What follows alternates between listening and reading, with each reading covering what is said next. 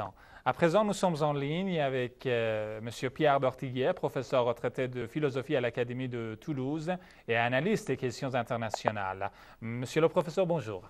Bonjour monsieur, bonjour à votre invité et à tous nos téléspectateurs.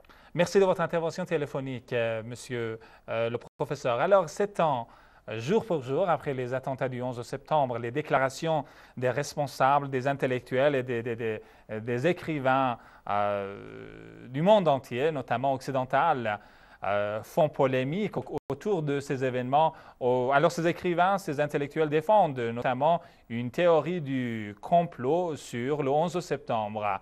Une théorie du complot qui implique les responsables américains, les services de renseignement américano-sionistes dans ces événements. Que représente pour vous cette théorie du complot, monsieur le professeur?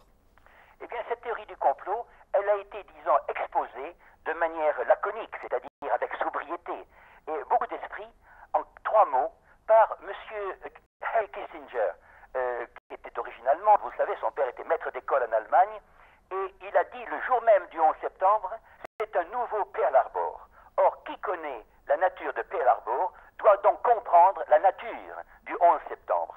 C'est ce qui est également, ce qui a été la méthode de recherche, de découverte d'un autre Allemand très important dont il faut parler, à savoir l'ancien ministre de la technologie et de la réforme et de la recherche, monsieur Andreas von Bülow, qui participait au 3e cabinet du Dr Schmidt en Allemagne, du chancelier Schmidt, et qui a été pendant très longtemps aussi secrétaire d'État à la Défense de 1976 à 1980 et rapporteur en particulier au Parlement pour le budget alloué aux services secrets. Il a écrit en 2003, il a publié à Munich chez Piper Verlag, maison d'édition qui n'a rien de révolutionnaire et de subversif, puisqu'elle est dirigée par le fameux Magna Bonnier de Suède, un ouvrage intitulé Le 11 septembre et la CIA, terreur internationale et le rôle des services secrets. Il y reprend exactement la même formule que le secrétaire Kissinger, et il dit que le 11-9 sert en réalité de nouveau Pearl Harbor, de catastrophe à effet catalytique.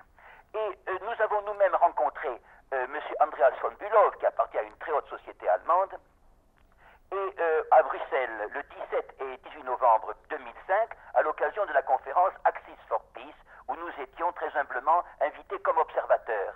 Et à côté de M. Andreas von Bülow se trouvait l'ancien procureur de Pennsylvanie, M. Philippe Berg, qui a dit que de nombreuses victimes du 11 septembre, dont il représentait les intérêts, avaient refusé de recevoir des versements des subsides du gouvernement américain, car celui-ci leur avait posé comme condition de ne faire aucune enquête, de ne faire aucune recherche, de ne procéder à aucune initiative touchant justement les causes de cet événement, les causes de cet attentat. Comme vous savez, il est d'usage dans le droit anglo-saxon, en particulier le droit américain, plus généralement dans les constitutions germaniques. Or, voyez, nous avions à cette même table l'ancien chef d'état-major de l'armée russe au moment de 2001, qui se nomme donc Léonid Ivachev, qui était alors devenu, disons, académicien en matière de géopolitique. Et je vois très bien la tête de M.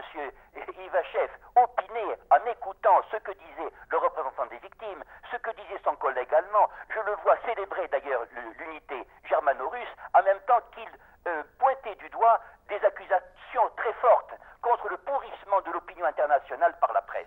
Voyez-vous, tout ceci fait que ce qu'on appelle la théorie du complot, elle devrait en réalité se transformer d'une autre manière.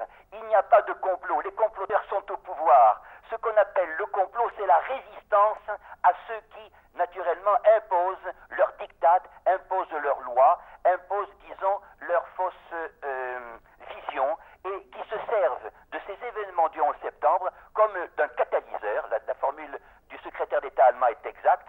Et je terminerai par une réflexion qu'il a faite au Tagesspiegel, qui est un quotidien de Berlin, le 13 janvier 2002. On lui disait, mais enfin, vous êtes le seul, vous êtes un original, monsieur le secrétaire d'État, monsieur le ministre. Il dit, pas du tout. Il dit, je connais énormément de gens de haute personnalité en Allemagne qui me donnent raison, naturellement, à voix basse.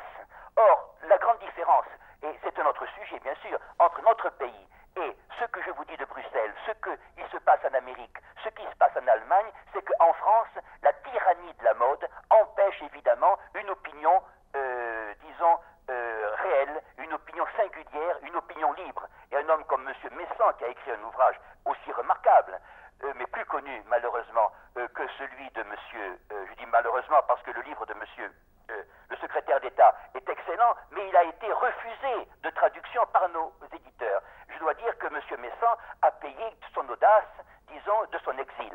Or, en France, naturellement, s'il faut payer son audace de son exil, comme ça a été le cas pour Descartes ou Voltaire, ne disons pas que nous sommes le pays de la liberté, nous sommes le pays en réalité grégaire de l'opinion et de la mode, et ceci est va à l'encontre de tout ce qu'on peut appeler le sérieux, et naturellement, la guerre d'Afghanistan dans laquelle nous sommes conduits aujourd'hui, elle boucle encore toute liberté d'expression.